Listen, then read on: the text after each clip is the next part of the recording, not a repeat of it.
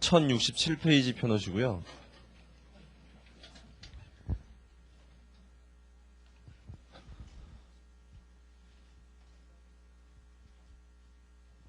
그 다음에 내일 보강이 있는데, 내일은요 제가 좀 늦을 수도 있을 것 같아서 7시부터 할게요. 내일만. 그러니까 7시부터 뭐 끝나는 시간은 똑같고요. 그래서 7시부터 강의를 하겠습니다. 내일만. 모레는 그대로 하고요. 1067페이지 거기 제 2절 보시면 회계순환 과정이라고 돼요. 회계순환 과정. 거기를 좀 펴놓으시고요. 정리를 좀 해드릴게요.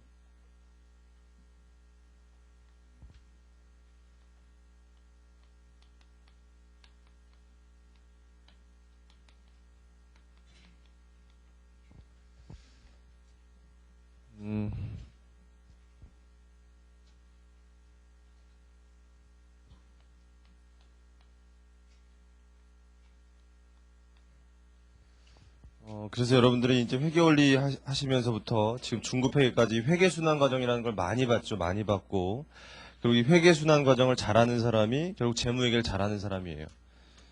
그래서 제가 지금 정리해드리는 거는 여러분들 누구나 자기 혼자 이게 정리할 수 있어야 돼요. 어떻게 정리해야 되냐면은 어느 회사든지 회계연도라는 게 있어요. 회계연도. 회계기간. 대부분의 회사가 어느 시점을 기준으로? 12월 말을 기준으로 끝나더라 이런 얘기예요. 12월 말. 근데 모든 회사가 다 이날 끝나는 거 아니라는 건 알죠, 여러분들? 6월 말 법인도 있고 9월 말 법인도 있고 3월 말 법인도 있고 그래요. 그래서 다 이날 끝나는 건 아닌데 대부분이 다 이날 끝나는 거예요. 이날을 뭐라고 불러요, 우리가? 기말이라고도 부르고 결산일, 또 뭐가 있어요? 대차, 대조표일, 뭐 이런 말들이 같은 말이라는 거 아셔야 되고, 이날이 되면 어떤 생각을 하시면 되냐면은 이 회사에 대해서 2003년도에 어떤 변화가 있는지 궁금해하는 사람들이 있어요. 이 회사가 2003년 동안 어떤 변화가 있는지에 대해서 궁금해하는 사람들, 그 사람 누군지 알죠? 그런 정보 이용자들 때문에 회사가 정보를 만들어줘야 돼요. 근데 정보를 만들어주는데 그 정보라는 걸 전달하는 수단이 뭐였어요? 재무제표라는 거기 때문에 재무회계선 재무제표를 만드는 거고, 재무제표를 작성하죠, 우리가.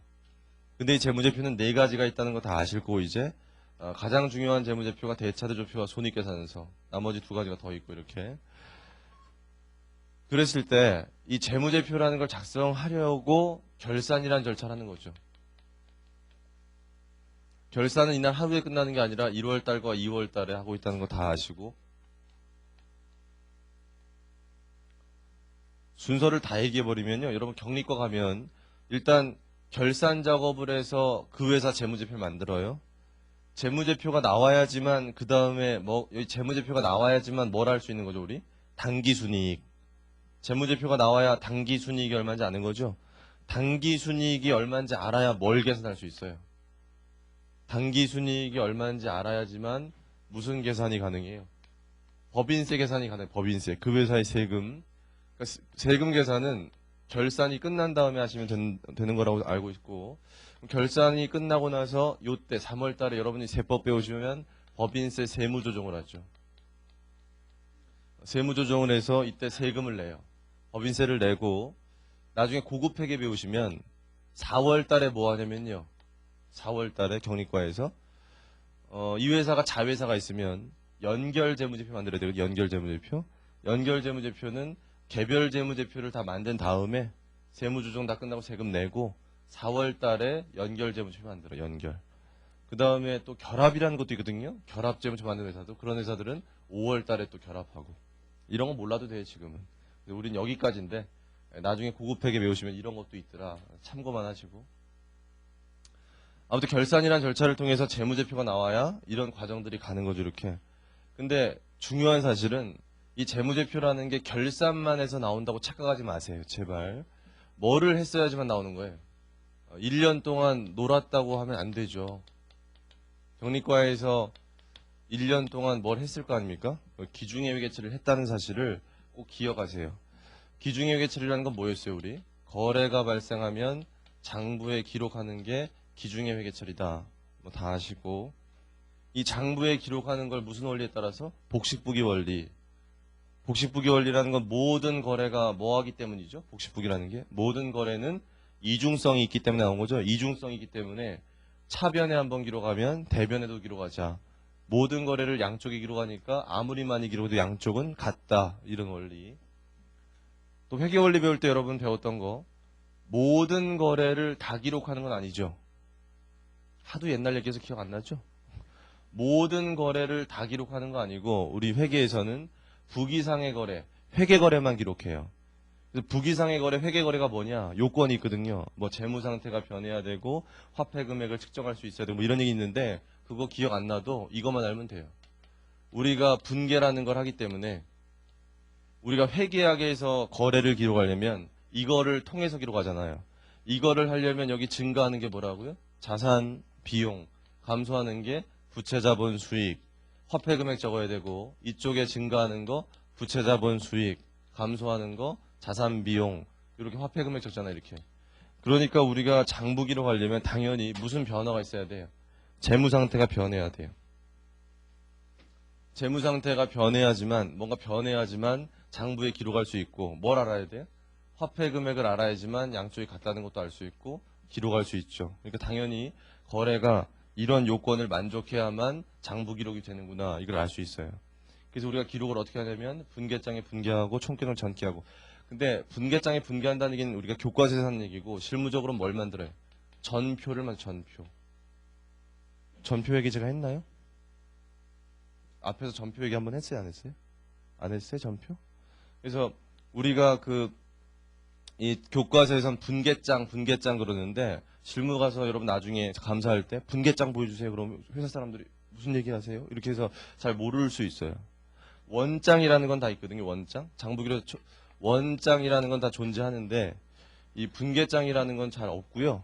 전표라는 걸 통해서 장부 기록을 해요. 그래서 전표를 잠깐만 설명해 드리면 이쪽에다가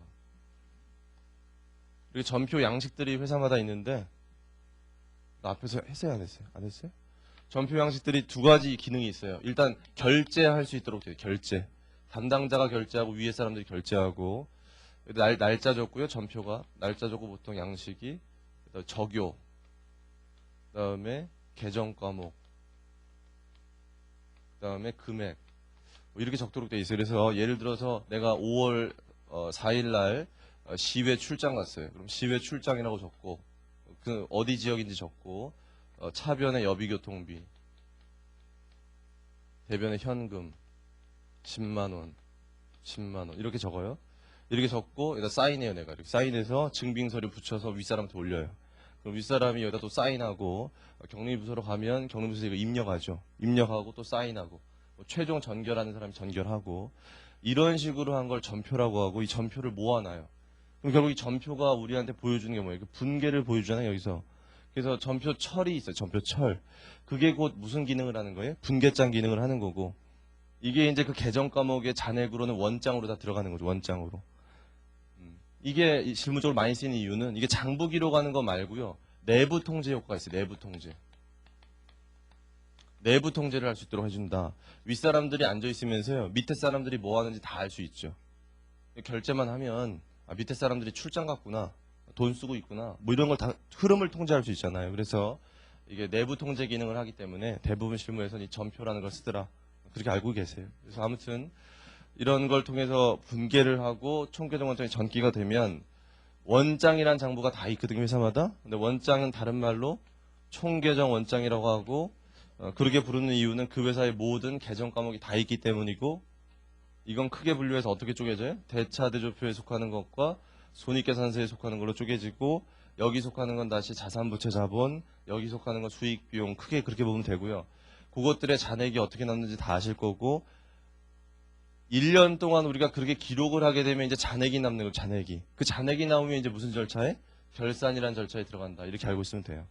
그럼 그 잔액을 기초로 해서 우리가 제일 먼저 수정전 시산표를 만드는데 왜 만드는지 알죠? 이거? 만들어 보고 그 다음에 두 번째 뭐예요? 결산 절차에서 가장 중요한 기말 수정 분계라는 걸 하고 기말수정분계 하는 이유가 있어요. 왜 하는 거죠, 이거? 기말수정분계 심심해서 하는 거 아니고요. 두 가지 이유가 있는데, 첫 번째는 발생주의 때문에 하는 거예요. 여러분이 이제까지 공부한 대부분의 기말수정분계 다 발생주의 때문이에요. 발생주의.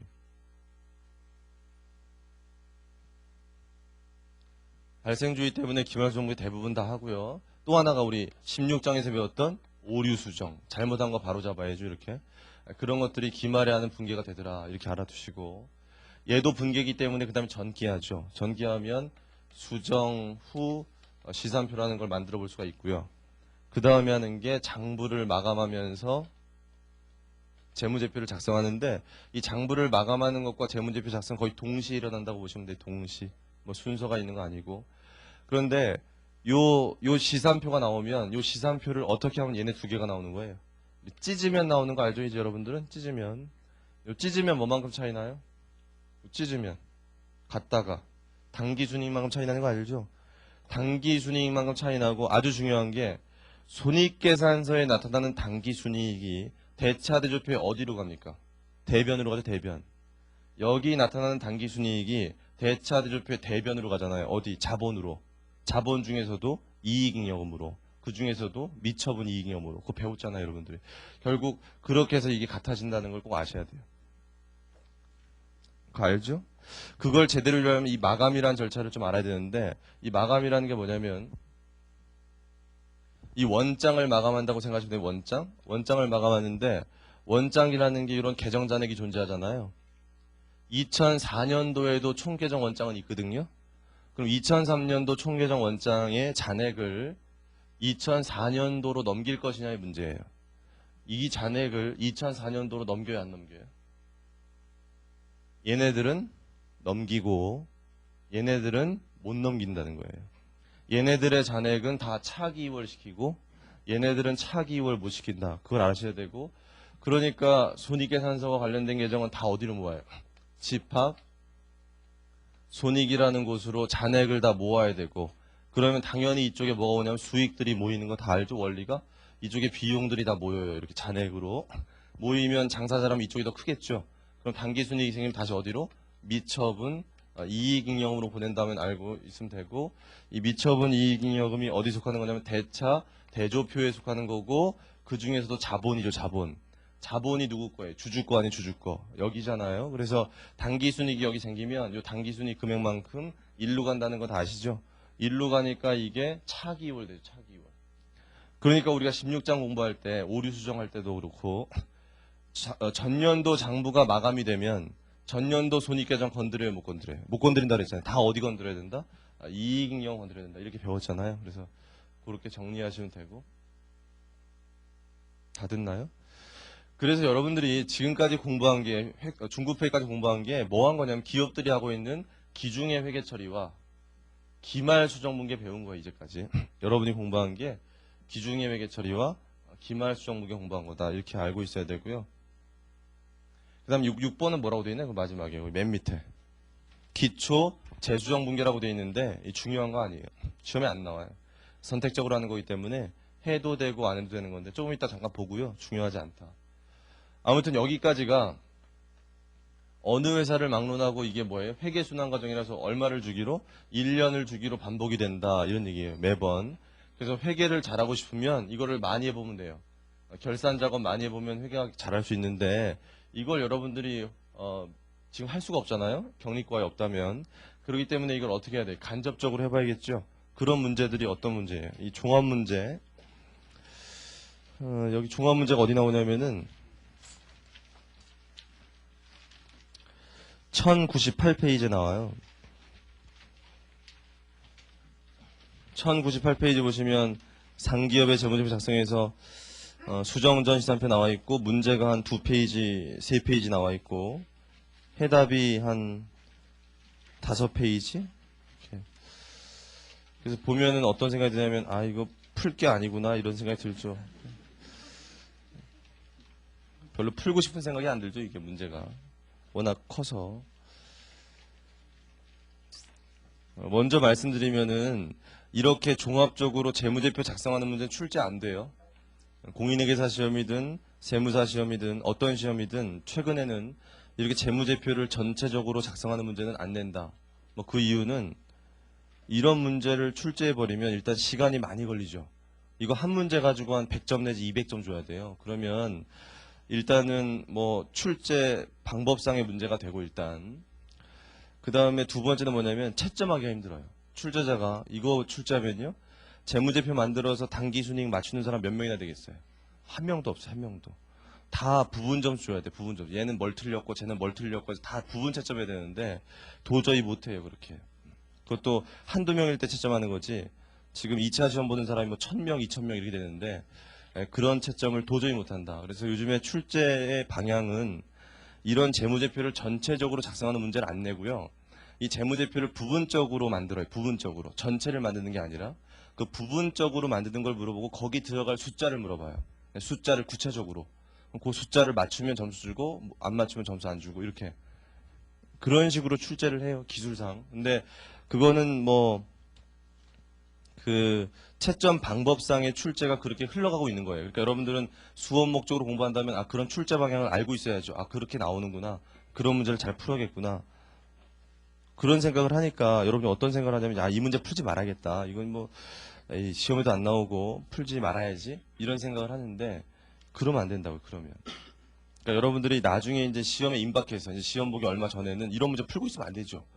그때는 이제 객관식 문제집이라든지 그런 어떤 단답형 문제, 그런 출제 방향에 맞는 문제를 풀어야겠지만 처음 공부하실 때 지금도 중급회계 뭐 처음 들으시면 이제 재무회계 전체적인 그림을 잡아야죠. 그림 이렇게 그림을 잡아야 되는데 이 그림을 잡는 사람이 이런 문제를 안 풀어보면 절대로 재무회계를 이해할 수 없어요. 여러분들이 재무회계를 지금 공부했다고 얘기하면서 어디 가서 여러분한테 그럼 재무제표 만들어봐라 그래 공부했으니까 그런데 만들 수가 없잖아요. 여러분들이 재무제표 만들 줄 알아요, 여러분들? 아, 이 문제 풀면 재무제표 만들 줄 알아요? 만들 줄 있어야 될 거 아니에요. 재무회계 공부했으니까. 그래서 재무제표를 만들지 못하면서 어디 가서 재무회계 공부했다고 하면 안 돼요. 재무제표를 만들 줄 알아야지. 그래서 여러분들이 아무리 출제의 어떤 흐름이 이런 문제가 안 나온다 하더라도 처음에 공부할 땐 이런 문제를 꼭 풀어봐야 돼요. 그래야지만 여러분들이 나름대로 재무회계 어떤 그림이 서요. 이렇게 전체적인 그림이. 전체를 볼 줄 알고. 그래서 제가 조언해 드리는 건데 잘 들으세요. 제가 보통 회계원리 할 때 이런 얘기 하는데 이 문제는 되게 크잖아요 지금. 근데 여러분 회계원리 책들 다 있을 거고 회계원리 책 봐도 거기도 이런 문제들 있죠. 마지막에 종합문제. 근데 거기에 있는 문제들이 이 문제보다 좀 작아요. 작고 좀 풀만 하거든요. 근데 이 종합문제는 이렇게 큰 문제 풀 필요는 없고 저희가 여기다 이렇게 큰 문제 만든 거는 이 한 문제를 통해서 전체적인 어떤 케이스를 다 보여주려고 좀 크게 만든 거고요. 이거는 여러분들 회계원리 책에 있는 문제들을 작은 문제들을 풀어보면 돼요. 꼭 이거 안 풀어도. 그럼 그런 문제들을 어떻게 풀어야 되냐면요. 시간을 정해놓고 절대로 답을 보면 안 돼요. 끝까지. 재무제표 작성이 끝날 때까지 절대로 답을 보지 마시고요. 하는 데까지 만들어 보세요. 꼭 끝까지 재무제표까지 그려보세요. 그런 다음에 채점을 해보면 기분이 어떻겠어요? 자기의 그 실력을 알겠죠. 이제 뭐 많이 틀려요. 아주 많이. 이 재무제표 작성한 거 보면 여러 군데서 틀려 여러 군데서. 그걸 틀려봐야 돼요. 그걸 채점을 해봐야 돼요. 그래야지만 자기가 어디를 잘 모르고 있다는 걸 알 수 있어요. 여러분들이 중급회계 공부했지만 지금 돌이켜봤을 때 공부는 한 것 같은데 좀 자신은 없고 막상 어디를 모르냐고 물어봐도 어디를 모르는지 모르겠고 어디를 복습해야 될지 모르겠죠. 그래서 다시 1페이지부터 다시 본다 중급회계를. 그러니까 매번 사람들이 1장부터 5장까지만 잘하잖아요. 뒤는 다 못하고 5장까지 보다가 쉬었다가 다시 1장부터 이렇게 보고 그러니까 앞에만 잘하고 뒤에 못한단 말이에요. 뒤에는 그러니까 자기가 모르는 건 계속 모르고 아는 것만 계속 알고 그 실력이 고기소 고기예요. 고기소 고기. 더 이상 올라가지 않고 그러다가 조금이라도 놀면 오히려 떨어지죠. 고나마도 더 올라가지도 못하고 그러니까 여러분들이 어떻게 복습을 해야 되냐면은 자기가 모르는 약점을 빨리 알아야 돼. 자기가 어디를 잘 모르고 있는지를. 그래서 자기가 모르는 부분을 더 많이 봐야죠. 그러려면 이런 종합 문제를 풀어서 자기가 잘 모르겠는 거, 만들어서 틀리는 거, 자주 틀리는 거 있잖아요. 그런 것들을 찾아가면서 공부해야 돼. 찾아가면서. 그래야지만 자기 약점이 보완되고 점점 실력이 향상되는 거예요. 안 그러고 매번 아는 것만 하면 거기서 거기에요. 실력이. 그래서 재무회계를 잘하고 싶으면 이 재무제표 작성 종합 문제를 작은 문제라도 구해서 회계원리책에 있는 거를 꼭 답을 보지 않고 풀어보고 채점을 해야 돼요. 채점을. 그리고 똑같은 문제를 다 맞출 때까지 해봐야 돼요. 반복해서 계속 똑같은 문제를 계속 또 해요. 한 일주일 지난 다음에. 그러면 일주일 전에 풀었던 걸 또 풀면 또 틀리거든요. 그거 괜찮아요. 또 틀린 거 또 확인하고 계속 틀리는 걸 계속 틀려봐야 자기가 그게 약점이라는 걸 알 수 있고 보완할 수 있어요. 그래서 꼭 그렇게 하셔야지만 잘할 수 있다. 이걸 좀 명심하시고 넘어갈게요. 그래서 이 문제도 기회 되시면 해보시는데 인내심을 좀 필요로 할 거예요. 그 문제 풀 때. 앞으로 가서 1068페이지 보세요.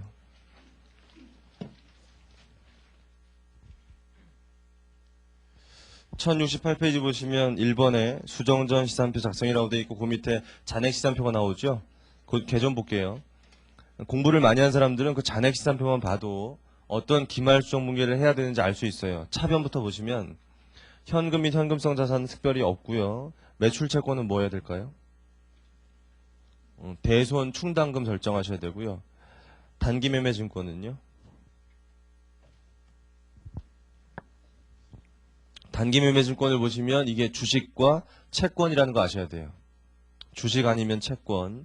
뭐로 평가해 줘야 되냐면 기말에 공정가액 다시 해서 시가 그걸로 평가해 줘야 된다.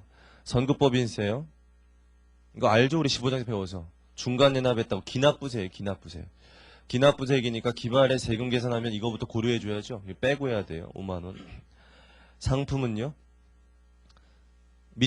맨 밑에 보니까 뭐 있어요? 매입이죠, 매입. 매입이 있다는 얘기는 상품은 기초금액이다. 기초금액이니까 기말금액으로 바꿔야 돼요. 매도 가능 증권은? 주식 아니면 채권이죠. 주식 아니면 채권인데 공정가액 평가할 수 있고요. 공정가액 평가한다면 평가손익 나오는데 그 평가 차손익은 자본조정으로 간다. 이것까지 알면 좋고요. 장기대여금은 매출채권이랑 똑같이 대손 충당금 설정해야 돼요. 그래서 받을 돈, 채권이라고 하는 것들은 다 뭐예요? 대손 충당금 고려해야 돼요. 토지는 뭐 아무것도 없죠. 건물은 감가상각해야 되고, 기계장치도 감가상각해야 되고, 개발비 뭐예요? 무형자산이죠. 상각해서 상각. 보증금은 돌려받을 돈이죠. 그래서 뭐 그냥 기록에 넣으면 돼요. 보증금은 현재가치 평가 안 하죠, 우리. 장기미수금은 채권이기 때문에 대손 충당금 고려해야 되고, 자기 주식은 자산이 아니죠. 차변이지만 어디로 가야 돼요? 자본조정으로 가야 되고 차감해야 돼요. 매입은 없애야 되고 매출원가로 바꿔야 되고요. 급여는 넘어가시는데 뭐 비용들인데 보험료, 이자 비용 다 뭐가 있냐면 기간 구분을 고려할 줄 알아야 돼요. 이제 뭐 그건 자료 봐야 돼요. 어떻게 달라지는지. 기간 구분. 내년 거냐, 올해 거냐. 재해 손실은 매년 발생하는 게 아니라고 보면 특별 손실일 수 있다. 이런 걸 좀 아시면 되고. 대변에 보시면 매입 채무 차입금, 매입 채무 장기 차입금 별거 없어요. 퇴직금의 충당부채 알죠? 퇴직금 때문에 생기는 거. 기말연재 전종어머니 퇴사한다고 생각했을 때 퇴직금 추계액만큼 잡는 거죠, 이게. 이연법인세 부채, 이연법인세 배웠죠, 이거 우리. 그래서 요게 기말연재 잡는 겁니까? 전년도에서 넘어온 겁니까? 전년도에서 넘어온 거죠, 이게. 그래서 남아있는 거예요. 그러니까 올해 기말연재 일시적 차이에 대한 미래세금 요건 다시 계산해야 돼요. 그래서 많은 사람들이 거기 잘 모르는데, 그래서 만약에 올해 기말연재 효과를 봤을 때 올해는 이연법인세 부채가 5만 원 잡힐 거라고 분석이 되면 거기 2만 원 있으니까 얼마 더 잡아야 돼? 3만 원 더 잡아야 되는 거고, 만약에 올해 기말에 분석해 봤더니 올해 미래 효과는 이연법인세 자산이었다. 2만 원만큼 이렇게. 그럼 어떻게 해줘야 돼요? 이연법인세 자산은 잡아야 되고 부채 있는 거 다 어떻게 해야 돼요? 다 없애야 다. 그런 거라고요. 그래서 전년도에 넘어온 거랑 올해 기말연재 미래효과 분석하는 거랑 혼동하지 마세요. 대손 충당금은 뭐랑 관련돼 있어요? 채권이랑 매출 채권이든 그게 뭐든 그런 관련돼 있고, 감가상각 누계액은 그 두 개 있네요. 건물과 기계장치 이거 구분해 봐야 돼 나중에. 그 다음에 보통주자본금, 우선주자본금, 자본금이 두 개 있네요. 얘는 발행주의수 곱하기 액면금액이겠죠. 주식발행 총액은 뭔지 알죠? 법정적립금의 대표적인 게 이익준비금이라는 것만 아시면 돼요. 미처분 이익은 먼저 아실 거고 매출 넘어가시고 임대료 기간 구분할 수 있어요. 자비익, 보험차익 같은 거 아시면 돼요. 보험차익도 매년 발생하는 게 아니라면 특별손익일 수 있다. 특별이익 그런 거 아시면 돼요. 1069페이지에 기말 주목문제 나오는데 이거 혼자 보시고요. 넘기세요. 1072페이지.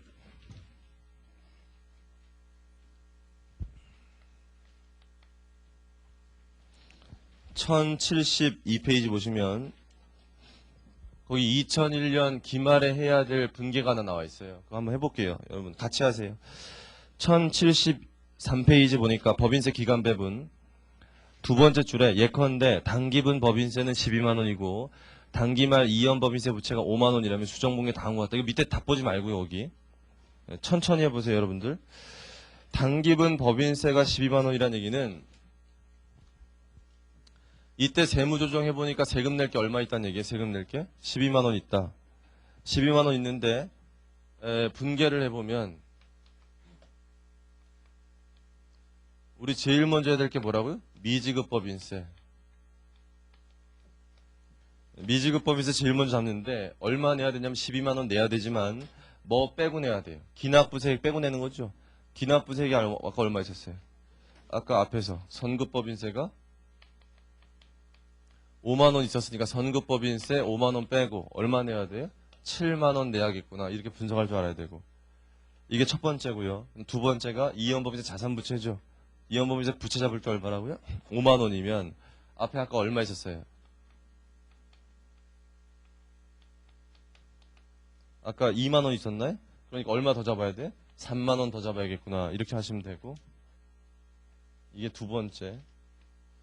마지막 세 번째로 뭐 하는 거예요? 법인세 비용. 법인세 비용이 15만 원이구나. 이렇게 할 줄 아시면 돼요. 넘어가고요. 그 밑에 기간 내배분한 거는 혼자 보세요. 나중에. 수정후 시산표는 다음 페이지까지 나와 있으니까 확인만 하시고 나중에. 1074페이지 장부 마감하는 거 다 설명했죠? 넘어갈게요. 1076페이지 보시면 재무제표 작성하는 게 기준이 나와 있어요. 대차 대조표 작성 기준하고 손익계산 작성 기준이 있는데 이거 꼭 읽어보세요.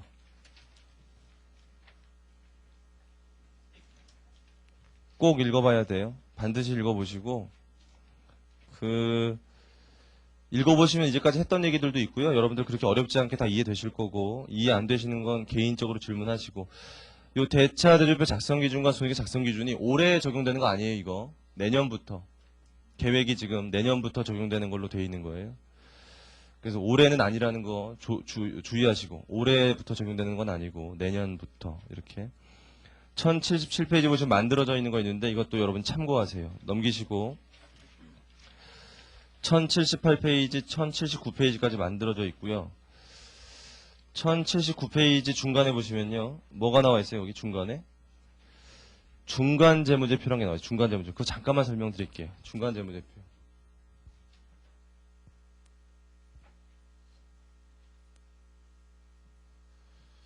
그 중간재무제표 1079페이지. 중간재무제표라는 게 언제 만드는 재무제표예요?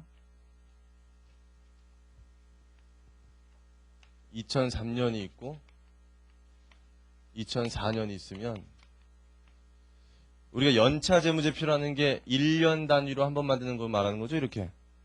중간 재무제표라는 건요. 6개월마다 만드는 게 있고요. 3개월마다 만드는 게 있어요. 그래서 6개월마다 만드는 걸 무슨 재무제표? 반기 재무제표라고 하고요. 3개월마다 만드는 걸 분기 재무제표예요. 분기. 거기 밑에 그런 얘기 써 있을 텐데 분기 반기. 그래서 알아두시고요. 그걸 분기 재무제표와 반기 재무제표 통틀어서 전체적으로 다 중간 재무제표라고 해요. 중간 재무제표. 거기 동그라미 1번 보실래요? 동그라미 1번과 동그라미 2번만 해드릴게요. 나머지는 그렇게 중요하지 않아서 혼자 읽어보시고. 동그라미 1번 보시면 중간 재무제표는 대차대조표, 손익계산서, 현금흐름표, 주석이 포함된다 그랬어요. 이것도 시험 문제 한번 나왔어요. 거기 뭐가 빠져 있어요. 그러니까 뭐라고 나왔냐면은 중간 재무제표 종류 물어봤고 종류. 근데 거기 보니까 뭐만 빠졌어요. 이익잉여금 처분계산서 혹은 자본변동표. 올해까지는 이익잉여금 처분계산서, 내년부터는 자본변동표. 그렇게 들어가는 게 없죠, 거기. 이게 당연한 거예요. 거기 왜 없을까요? 이익잉여금 처분은 언제 한 번 하는 겁니까? 1년에 한 번 하잖아요, 주총날. 그걸 분기마다 만들 일이 없잖아요. 여기 당연히 안 들어가는 거예요. 그래서 자본변동표도 안 들어가 있으니까 여러분들 주의하세요. 안 들어가 있다는 거. 그러고 그 밑에 보실래요? 동그라미 2번. 대차대조표는 이렇게 비교 형식으로 만들고 손익계산서와 현금흐름표는 이렇게 만들어라 써 있는데 그게 좀 어려워요. 혼자 읽으면. 설명할 테니까.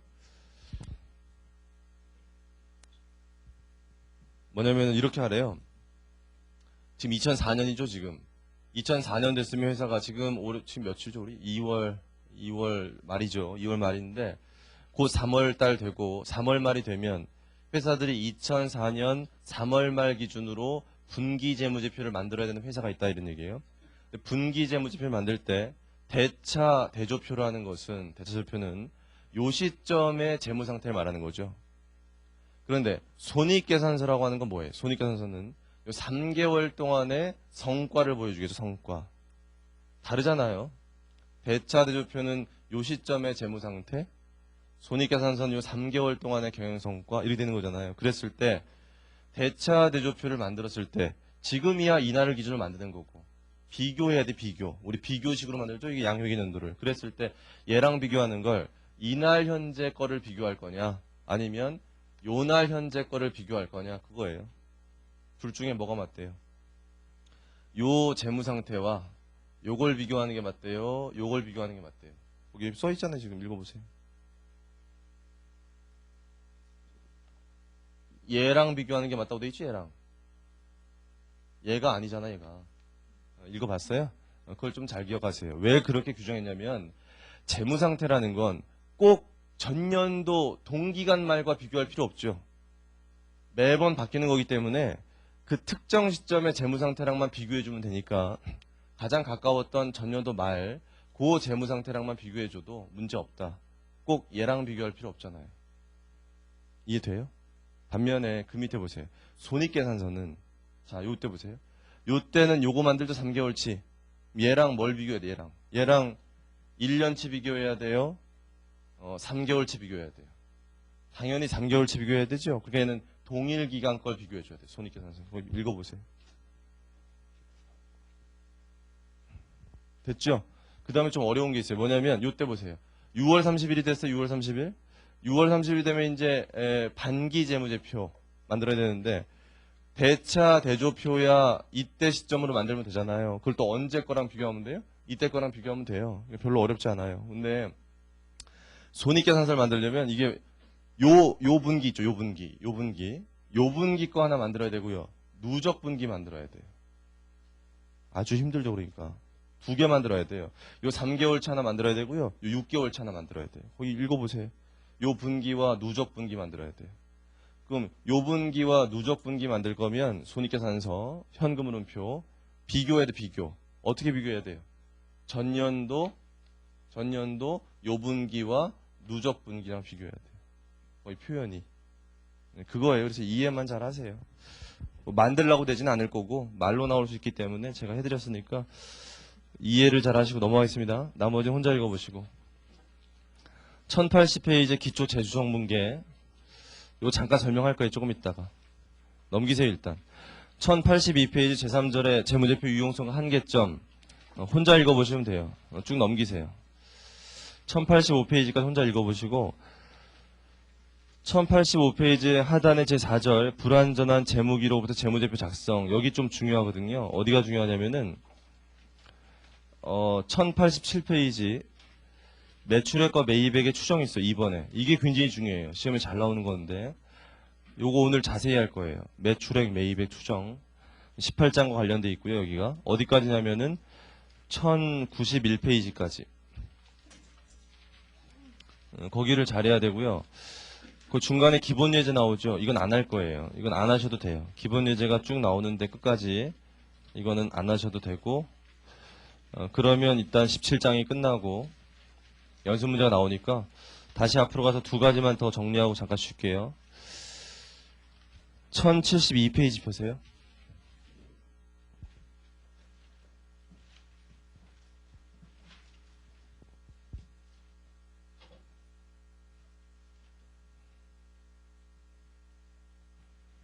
(1072페이지) 펴시면 중간에 뭐가 있어요? 중소기업 특례 규정이 있어요. 중소기업 특례. 이거 시험에 가끔 나오거든요. 그거 좀 잘 정리하세요. 1072페이지 중간에 중소기업 특례 규정. 거기 한 편이라고 되어 있는데 보세요. 한 편. 기업회계 기준에서는 중소기업의 경우에는 지금까지 설명한 방법에도 불구하고 다음과 같이 회계 처리할 수 있도록 거기다가 선택 규정이라고 적어놓으세요. 선택 규정. 중소기업 특례 규정은요. 전부 다 선택 규정이에요. 왜 그럴까요? 이거는 중소기업들한테 혜택을 주기 위해서 만든 규정이에요. 중소기업들이 경리과 직원이 몇 명 안 되잖아요. 종업원 몇 명 없으니까. 그러니까 걔네들이 어려운 회계 처리 또는 복잡한 거 이런 거 하려면 힘들어요. 잘 모르고. 그러니까 이 회계 처리 복잡한 것들을 좀 간단하게 해줄 수 있도록 혜택을 주려고 만든 규정이에요. 중소기업 특례 규정. 그렇기 때문에 이건 절대로 강요가 아니에요. 중소기업이 하고 싶으면 하라는 거지. 난 제대로 하고 싶다. 그럼 제대로 해요. 제대로 해. 근데 못할 것 같으니까 혜택 주는 거기 때문에 다 선택이에요. 선택. 회사가 알아서 할 수 있도록 해준 거예요. 꼭 기억하세요. 그러니까 중소기업 특례가 나오는데 의무로 표현된다. 한다. 이러면 다 틀린 말이에요. 중소기업은 이렇게 한다. 이러면 다 틀린 말이에요. 할 수 있다라고 해야지. 자, 그 밑에 보시면 여러 가지가 있는데 하나씩 보세요. 다 이해돼요. 첫 번째, 주식 매수 선택 우리 배웠죠. 이거 배울 때 주식 교부형 주식 매입 선택권 주식 매수 선택 배울 때 뭐가 어려웠어요, 얘가? 공정가에 계산하는 게 어렵잖아요. 이게 옵션의 가치. 옵션의 가치 계산하려면 이거 무지하게 힘들잖아요. 그래서 우리가 시험 문제에서도 절대로 계산하게 안 된다 그랬죠. 공정가에 준다 그랬잖아요. 그런데 실무에서는 계산해야 되잖아요. 중소기업이 할 수 있겠어, 이거를? 못 하거든요. 그러니까 안 할 수 있도록 해준 거예요. 행사할 때까지 아무런 회계 처리 안 해도 된다. 혜택 주는 거라고. 이해되죠? 두 번째, 지분법. 어렵잖아요. 거기 왜 하지 않을 수 있다. 뭐 이렇게 된 거예요. 세 번째, 현재가치평가. 어렵잖아요. 안 할 수 있대요, 거기. 명목가액을 대차, 대조표 가액으로 할 수 있다는 얘기가 현재가치평가 안 해도 된다는 얘기예요. 네 번째 거 잘 보세요. 네 번째 거 시험에 잘 나오거든요. 수익인식. 우리 앞에서 수익인식 배웠죠. 14장에서. 우리나라는 수익인식 하는 기준이 크게 네 가지가 있잖아요. 우리 생산 진행, 생산 완성, 판매, 회수가 있을 때 우리나라 원칙적으로 뭐만 인정한다 그랬어요? 진행과 판매. 이 두 가지만 인정하지 나머지는 원칙적으로 없다 그랬잖아요. 그랬을 때 여기 예외가 나오잖아요. 예외. 수익인식의 예외. 그러니까 이렇게 예외적으로만 존재하는데 거기 보니까 1년 이내 기간에 완료된 용역 매출. 원래 용역 매출은 무슨 기준이라고 배웠죠? 우리 앞에서? 장단기를 불문하고 진행이었죠? 앞에서. 근데 얘는 뭐 할 수 있대요, 여기? 제공을 완료한 날에. 그 얘기는 무슨 기준? 완성 기준을 할 수 있다예요. 그 다음에 계속 읽어보면 1년 이상의 기간에 걸쳐 할부 매출. 우리 할부 매출 뭐라 그러죠? 우리 기준의 입장이? 판매 기준이죠. 우리 입장이. 할부 매출. 대금 회수가 불확실할 때, 대금 회수를 전혀 예측할 수 없을 때만 회수 기준이었잖아요. 앞에서 예외적으로. 그렇지 않으면 다 판매 기준이었잖아요. 그런데 여기 뭐라고 돼 있어요? 1년 이상에 걸친 할부 매출은 뭐 할 수 있다고? 할부금 회수기일 도래 기준으로 할 수 있대요. 좀 표현을 잘 보세요. 할부금 회수기일 도래한 날. 할부금 회수기일 도래 기준이에요. 현금 받은 날이 아니라 할부금 회수기일 도래한 날. 할부금 받기로 한 날. 그날 기준으로 한다. 이렇게 돼 있어요. 할 수 있다. 자, 이게 시험 문제 나오는 거 가르쳐 드릴 테니까 잘 보세요. 시험 문제에서 막 이렇게 나왔다. 이게 맞는 말이 틀린 말인지 맞춰보세요. 이게 한번 해보는 거예요. 중소기업의 경우 용역 매출은 완성 기준으로 할 수 있다. 맞는 말이 틀린 말인지 맞춰보세요. OX. O 같아요? X 같아요? 중소기업의 경우 용역 매출은 완성 기준으로 할 수 있다. OX. 5 같죠? XX. 여기 뭐가 빠져야 되냐면 여기 단기가 들어요. 단기. 치사하죠? 치사하지만 이렇게 나왔어요. 시험에. 무슨 얘기냐면은 중소기업이라 하더라도 장기 용역 매출은 진행 기준해야 돼요. 중소기업이라 하더라도 장기 용역 매출은 진행 기준 반드시 해야 돼요. 그러니까 그냥 용역 매출 그럼 틀려요. 단기자가 들어가지고 1년 이내라고 돼 있잖아요. 1년 이내, 분명히 1년 이내. 그래서 그럼 똑같이 중소기업의 경우 할부 매출 회수기일 도래 기준 할 수 있다. 그래도 틀린 말이죠. 뭐가 붙어야 돼요? 장기자가 붙어요. 장기.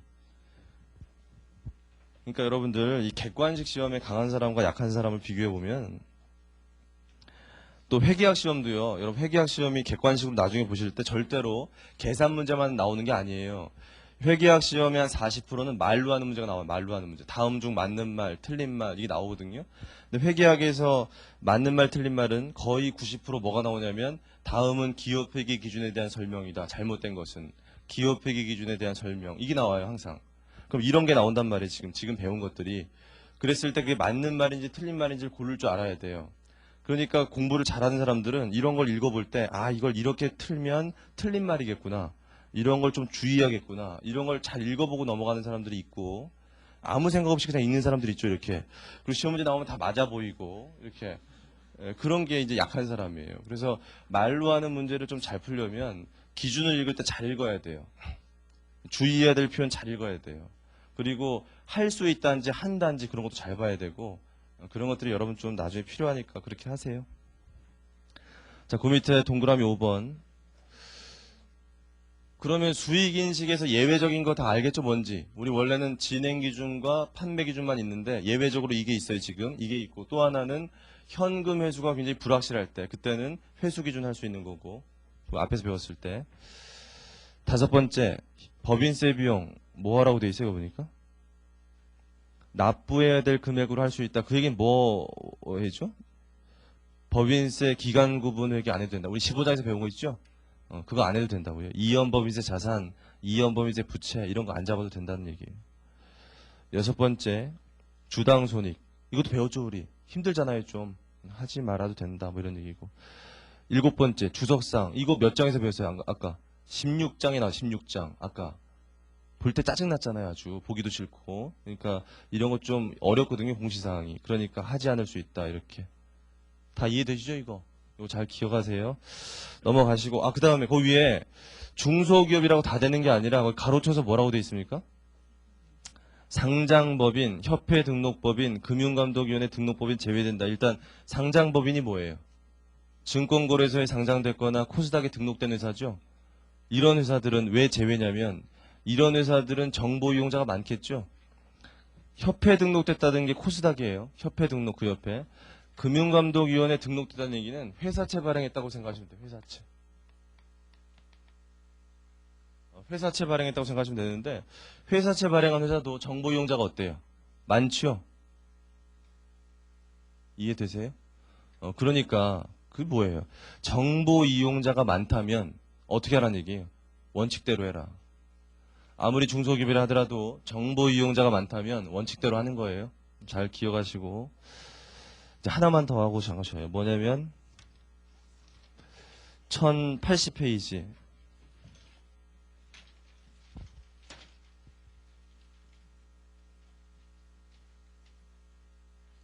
기초 재수정 분계. 거기 첫 번째 줄부터 읽어보시고요. 예제 1번을 같이 할게요.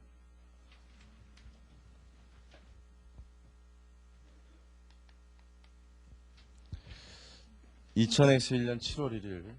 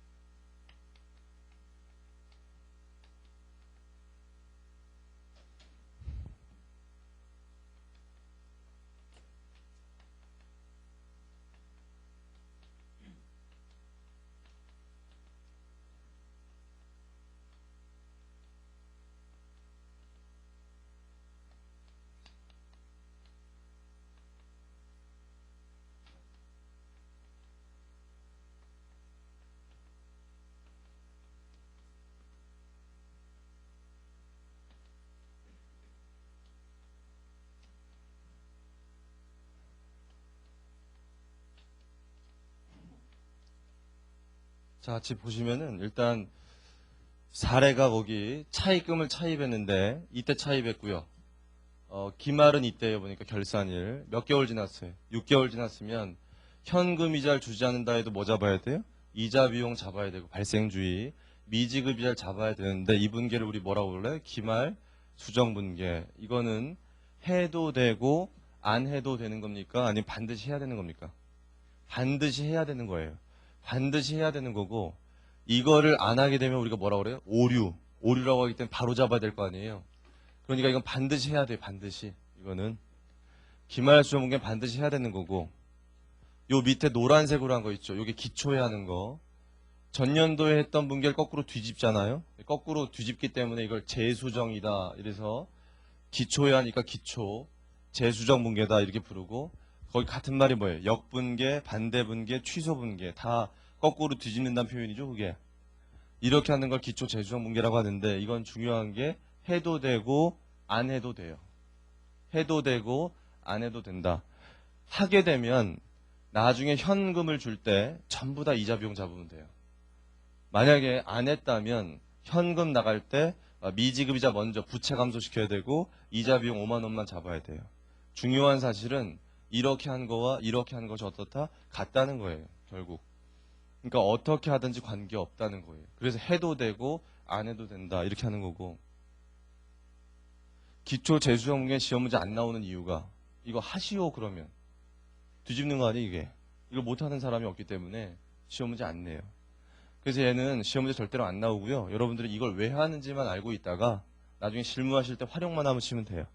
여러분 생각할 때는 여러분 이제까지 공부할 때 이렇게 했습니까? 이렇게 했습니까? 지금까지 다 이렇게 했죠. 안 했다가 이렇게 하는 걸로 배웠잖아요. 그러니까 여러분들 이게 익숙하죠. 이게 익숙하고 이게 더 편한 것 같고 그렇지만 실무적으로는 이게 더 편한 거다 이런 얘기예요. 왜냐하면 차입금이 하나만 있다면 이렇게 해도 그렇게 어렵지 않지만 차입금이 여러 개 존재하면 미지급 이자가 여러 개 잡힌 거예요. 그 차입금별로.